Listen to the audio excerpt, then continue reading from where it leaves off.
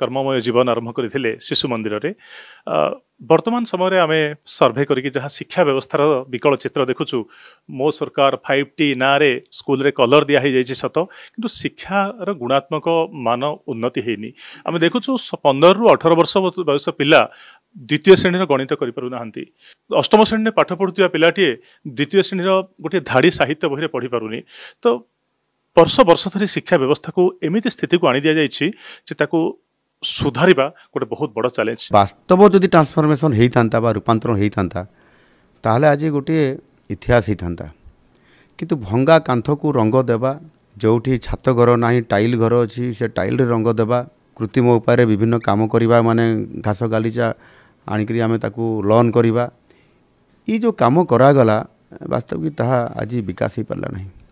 5T ना जेते जेभली भाव में ये लुट होती ये तो आगामी दिन में आम सरकार छाड़ब ना किंतु एथिरे आश्चर्य हेबे मो केन्दुझर जिले में पाखापाखि 450 खंड स्कूल रूपांतरण होती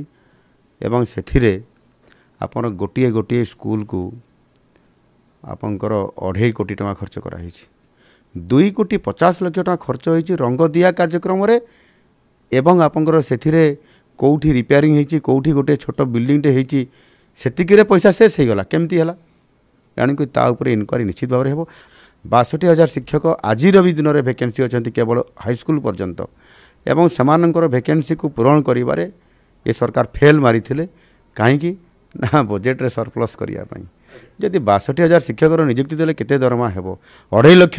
खाली पदवी पड़ी जदि आम नियुक्ति करके दरमा और आनुषंगिक सब व्यवस्था करिया ताले केते खर्च हो ये कथा को सरकार लुचई किंतु मु जानी सरकार को हमला करी से आज तार वास्तवता देवाई आमको पड़ो धीरे धीरे आम सरकार जो नियुक्ति कथा कहते से शिक्षक नियुक्ति ठार आरंभ कर प्रत्येक विभाग